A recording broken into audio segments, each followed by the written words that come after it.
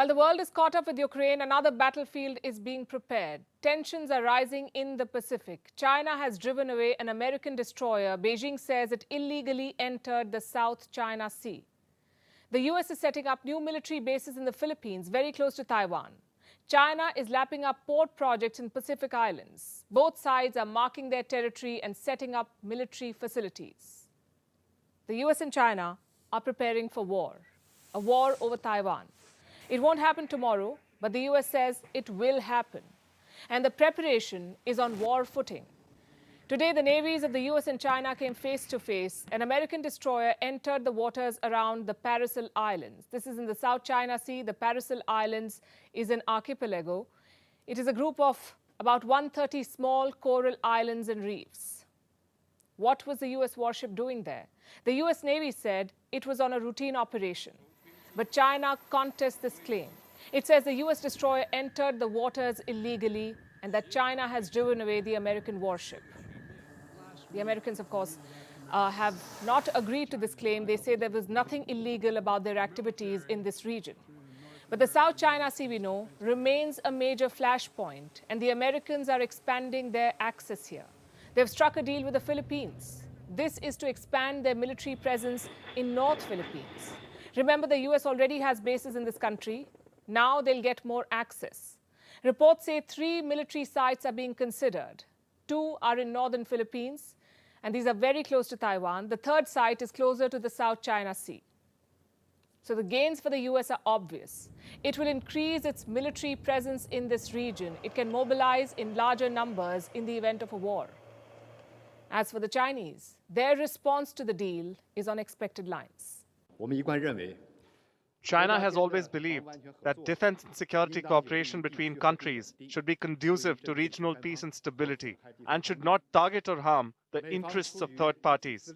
The US side has been strengthening its military deployment in the region out of its own selfish interests and with a zero-sum mindset. Beijing is responding not just with words. The PLA has stepped up activities around Taiwan. Almost every day it sends warships and warplanes. And they don't do very much. They just come close to the island of Taiwan. They register their presence, stick around just long enough for Taiwan to take notice, and then they leave. These are intimidation tactics. Earlier this week, Taiwan detected 10 Chinese military aircraft and 2 naval vessels. So far this month, Beijing has sent at least 292 military aircraft and 76 naval vessels. And how does Taiwan respond to this? With military drills of its own. The latest ones happened in North Taiwan. Military tanks were spotted rolling down the streets there. They were conducting what are called anti-landing exercises, specifically designed to deter a potential Chinese invasion. But why is the situation escalating now? Because the Taiwanese president is traveling to the US. The trip will kick off on March 29th with a transit through New York on the same day. After this, she will continue her journey to Guatemala and Belize to conduct exchanges with the 2 allied nations. On the trip back, there will be a stopover in Los Angeles. She will make 2 stops in the US and also visit Guatemala and Belize. These are diplomatic allies of Taiwan. In the US, President Tsai could meet Kevin McCarthy, the current US House Speaker. Washington is trying to paint this as an unofficial stop. There's no reason for China to overreact.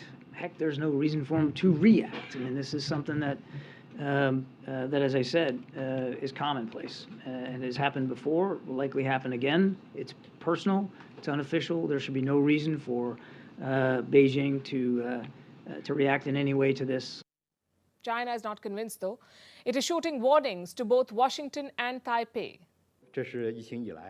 We again warn the Taiwan authorities that there is no way out for Taiwan independence. And any illusions about attempts to collude with external forces to seek independence and provocation is doomed to fail.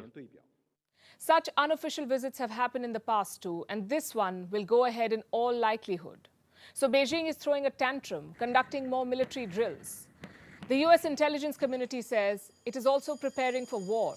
US Secretary of State Antony Blinken has backed their assessment. He says China will invade Taiwan before 2027, and the fate of the Ukraine war will guide China's strategy. China is tracking the conflict and taking lessons from it. I think if China is looking at this, and they are looking at it very carefully, they will draw lessons for how the world comes together or doesn't. There are good reasons to be worried. The conflict in the South China Sea is very much alive. China claims almost the entire sea. 5 other countries have competing claims, sometimes overlapping claims. These are Vietnam, the Philippines, Taiwan, Malaysia, and Brunei.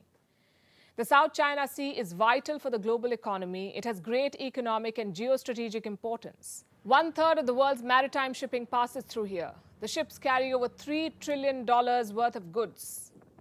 A war in this region would spell disaster for all sides, but none wants to pull back. And as the Americans make inroads here, with more warships and military bases, the Chinese too are expanding their access. China has won a major contract in the Solomon Islands. The deal is to upgrade an international port. It is in Honiara, the capital of the Solomons. The project is funded by the Asian Development Bank. It will be executed by a Chinese state-owned company. And this has raised some hackles. Last year, Beijing and Honiara sealed a security pact. Now China is upgrading a port there. The West fears that China will try to build a naval base in the Solomons. So will this port deal lead to a military base for the Chinese? It's too early to say. Plus, when you have China in the picture, all bets are off.